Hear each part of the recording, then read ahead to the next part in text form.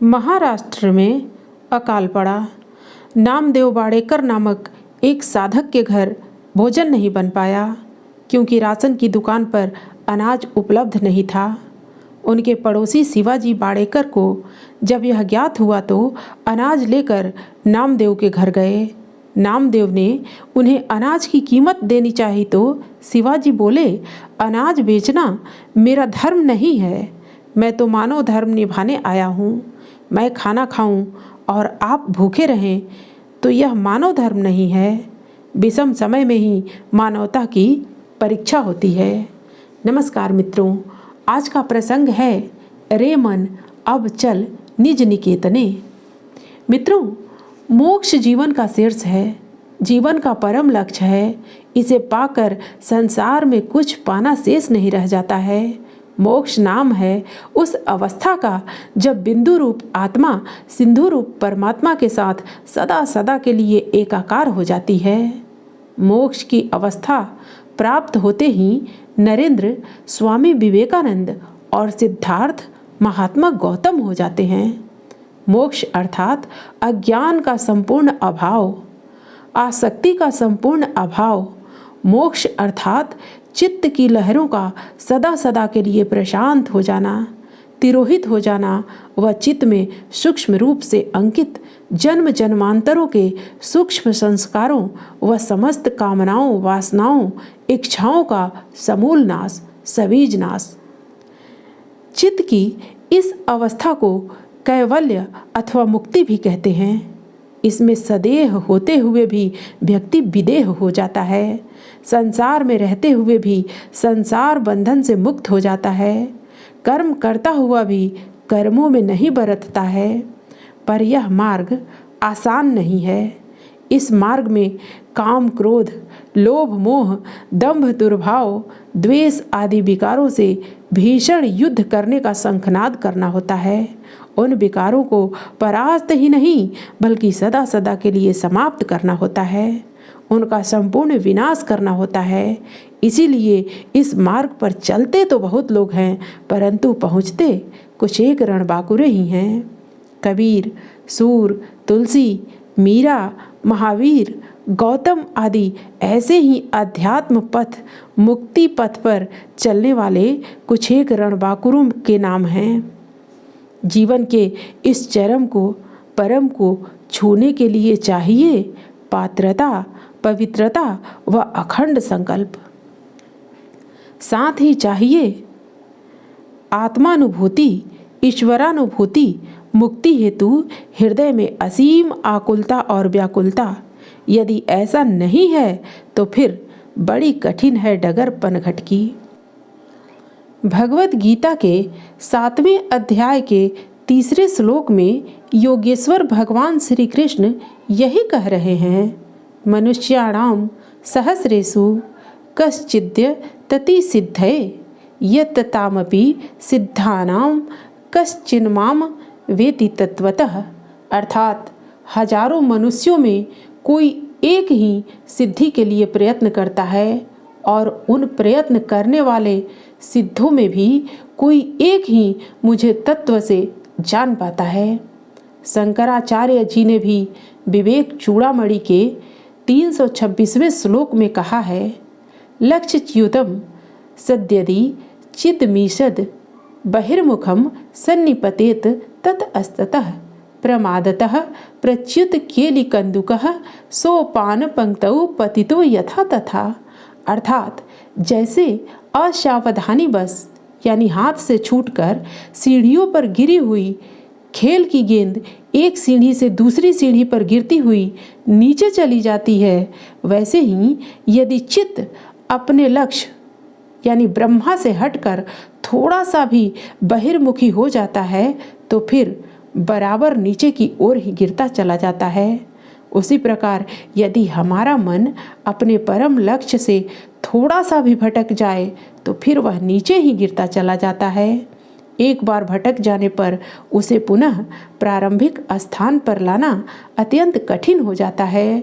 अतः मोक्ष प्राप्ति के लिए वैराग्य और बोध दोनों की आवश्यकता है।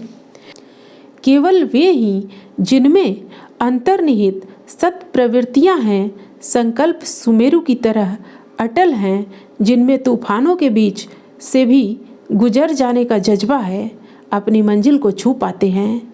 कुछ ऐसे ही अटल, अडिग, प्रचंड, अखंड संकल्प की चर्चा मानसकार ने की है।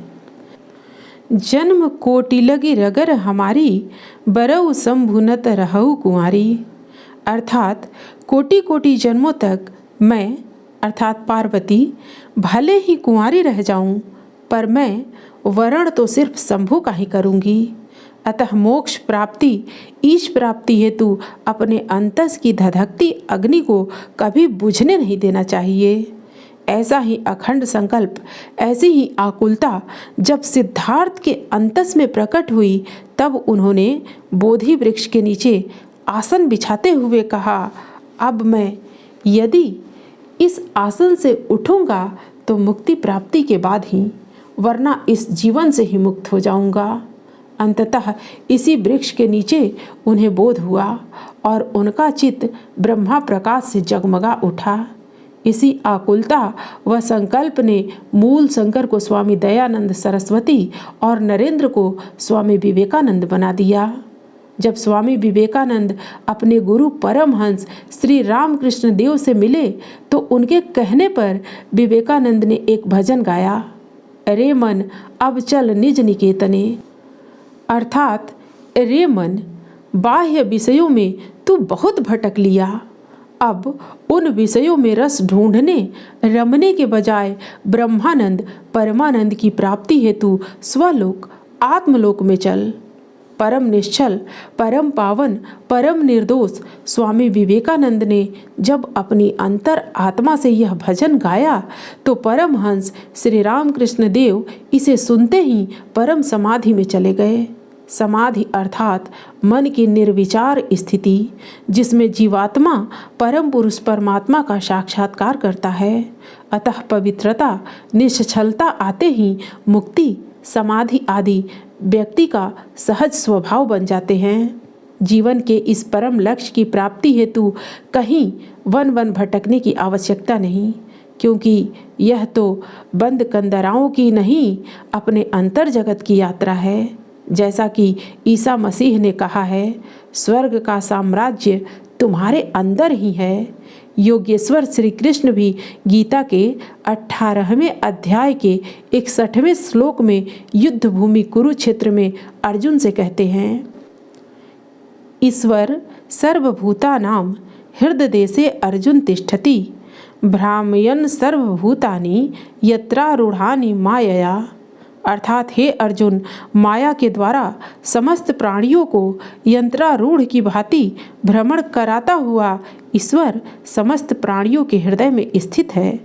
संत कबीर भी इसी प्रकार अपने एक दोहे में कहते हैं, नामै मंदिर नामै मस्जिद ना काबा कैलाश में, खोजोगे तो अभी मिलूंगा पल भर की तलाश में। अर्थात ईश्वर किसी मठ, मंदिर, मस्जिद, काबा कैलाश में नहीं है, वह तो कण कण में व्याप्त हैं, वह तो हमारे अंदर ही हैं। जब योगा अभ्यास से मन के सारे राग विराग विकार ज्ञान की अग्नि में, तप की अग्नि में भस्म हो जाते हैं, तब चित चिदाकाश स्वयं ही ब्रह्मा प्रकाश से प्रकाशित हो उठता है, जगमगा उठता है। हृदय में सत्य, प्रेम, करुणा का असीम सागर उमड़ने उफनने लग जाता है। यही वह स्थिति है जिसे हम मोक्ष, मुक्ति, कैवल्य, आत्म साक्षात्कार, ईश प्राप्ति आदि कई नामों से जानते हैं। यही है वह मधुर बेला, यही है वह स्थिति आत्मा से परमात्मा के मधुर मिलन की। मोक्ष प्राप्ति हेतु आकुल व्याकुल हृदय से भक्त के अंतस में बस अब यही पुकार उठती है, जैसा कि गोस्वामी तुलसीदास जी ने हनुमान चालीसा की अंतिम चौपाई में लिखा है, तुलसीदास सदा हरि चेरा, कीजय नाथ हृदय मह डेरा। अर्थात हे नाथ, हे प्रभु, तुलसी सदा से आपका ही सेवक है, आपका ही दास है, अतः आप मेरे हृदय में वास करें। अतः अज्ञान आसक्ति से मुक्त हो जाना ही यथार्थ मुक्ति है, मोक्ष है, कैवल्य है। ईश्वर आत्मा के रूप में हमारे अंतस में, हमारे हृदय में ही है। अतः आवश्यकता है जीवन के आरंभ से ही जीवन के परम लक्ष्य के प्रति सजग रहने की, कर्तव्य के राजपथ पर चल पड़ने की, योग पथ अध्यात्म पथ पर निरंतर चलते रहने की। और यदि सचमुच ऐसा हुआ तो हमारे पग निश्चित ही मंजिल को छुएंगे। बस आकुल व्याकुल हृदय से सदा यही पुकार उठती रहे, रे मन अब चल निज निकेतने, रे मन अब चल आत्मनिकेतने। मित्रों, फिर मिलते हैं अगले प्रस्तुति में नए लेख के साथ। धन्यवाद।